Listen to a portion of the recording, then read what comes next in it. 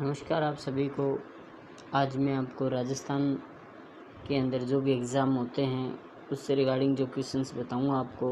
तो आप लोग सभी प्लीज़ चैनल को सब्सक्राइब कीजिएगा, लाइक कीजिएगा और कमेंट तो ज़रूर कीजिएगा कि जितने भी आप नए हो, यूज़र हो या पुराने हो, ताकि मेरे को पता चलता रहेगा कि कितने लोग आप लोग जुड़ रहे हो। तो बहुत बहुत स्वागत है आप लोगों का इस वीडियो में। तो सबसे पहले आपके सामने क्वेश्चन आता है, वो क्वेश्चन ये है कि राजस्थान में कागज़ पर जो भी चित्र उकेरे जाते हैं उसे हम क्या कहते हैं। ध्यान रखना, उसको हम राजस्थान के अंदर जो भी कागज़ पर जो चित्र उकेरे जाते हैं उसको हम पान्ना के नाम से जानते हैं। याद रखना, पान्ना जो है हम क्या कहते हैं, कॉपी के पेज को भी कहते हैं, लेकिन राजस्थान के अंदर जो भी चित्र बनाए जाते हैं उनको हम पान्ना के नाम से जानते हैं। याद रखना आप लोगों को, ठीक है। और ये सभी जितने भी कंपटीशन एग्ज़ाम हैं उन सब में ये क्वेश्चन आता है। नेक्स्ट आपके सामने एक क्वेश्चन आता है कि निम्न में से कौन सा उत्सव का आयोजन बूंदी में होता है। ध्यान रखना, बूंदी में जो इसका आयोजन है वो जो है वो कजली जो तीजस्व है वो होती है, ठीक है ना, जिसको हम बूढ़ी तीज के नाम से भी जानते हैं, बड़ी तीज के नाम से भी जानते हैं, सातुड़ी तीज के नाम से भी जानते हैं, ठीक है ना। और भादवे को कृष्ण पक्ष की तरफ ये आती है, ठीक है ना। और छोटी तीज जो है वो भादवे की तीज जो आती है वो शुक्ल पक्ष के अंदर आती है। ये भी आपको याद रखना है, इतना आपको इस क्वेश्चन में याद रखना है। और ये आज से कहाँ बनाया जाता है, बूंदी में बनाया जाता है, ठीक है। नेक्स्ट क्वेश्चन आपके सामने आता है कि राजस्थान के किस जिले को दिलवाड़ा जैन मंदिर का है। तो आपको इसका सही आंसर बताना है, आप लोगों को बताना है सिरोही इसका सही आंसर है। दिलवाड़ा जैन मंदिर जो है वो सिरोही के अंदर है, जहाँ पे राजस्थान की सबसे बड़ी जो है वो पर्वत है गुरु शिखर, ठीक है ना। गुरु शिखर है वो राजस्थान के सबसे बड़ी ऊंचाई पे है, जो 1728 किलोमीटर के अंदर होता है। याद रखना है, सिरोही जो है वो राजस्थान के अंदर सबसे ऊंचाई पे है राजस्थान के अंदर। और यहाँ पे एक झील भी है जो आप लोग सब जानते हो, ठीक है ना, जो देवताओं के नाखून के द्वारा बनाई गई थी, ठीक है ना। याद रखना आप लोगों को। और ये सर्दी के अंदर भी जम जाती है। वो कौन सी झील है आप लोग मेरे को कमेंट करके बताइएगा कि राजस्थान के अंदर सिरोही में कौन सी झील है जो देवताओं के नाखून के द्वारा बनाई जाती है और वो सर्दियों में भी जम जाती है। देखते हैं सभी आंसर इसका कौन सबसे पहले देता है आप में से। तो नेक्स्ट क्वेश्चन ये आता है कि राजस्थान में 2.5 दिन का झोपड़ा कहाँ है। आप लोग सब जानते हो 2.5 दिन का झोपड़ा जो है वो कहाँ पर है, अजमेर के अंदर रहता है, ठीक है ना।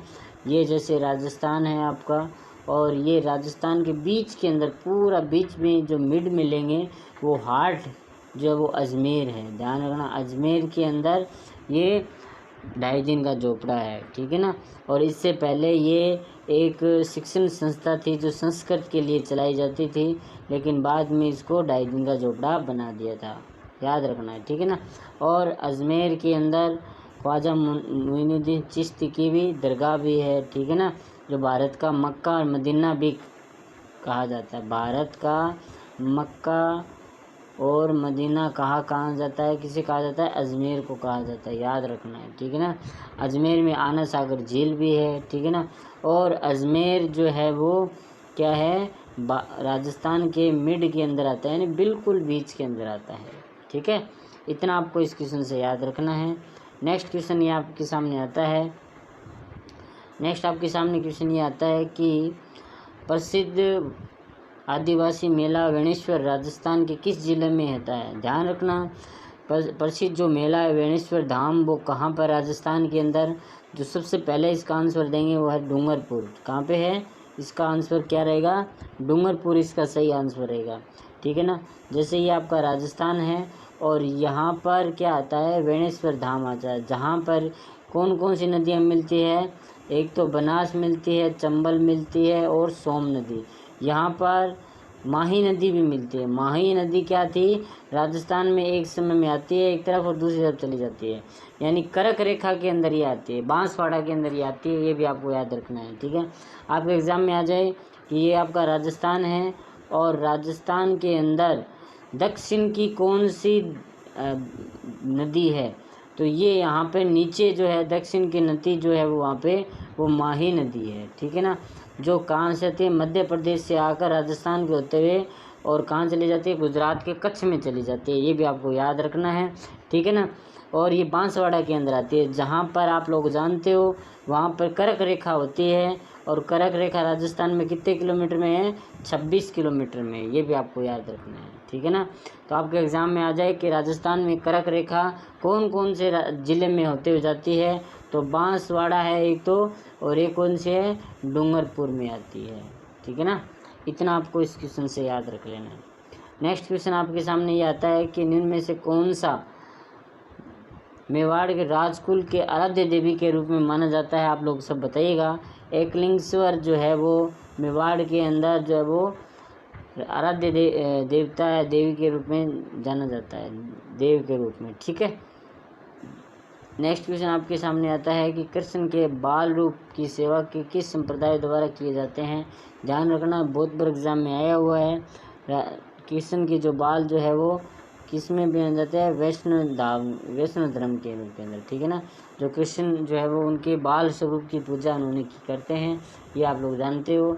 और सवाई जो है वो आपका राजसमंद में जो है आप लोग सब जानते हो श्रीनाथ जी मंदिर है, जहाँ से बहुत बड़ा अपने क्या है अपने कृष्ण भगवान का मंदिर है। और यहाँ पे जो पीछे जो कलाकारी की जाती है जिसको हम पिछवाइया कहते हैं, याद रखना, बहुत बड़ा एग्जाम में आया हुआ क्वेश्चन है, ठीक है।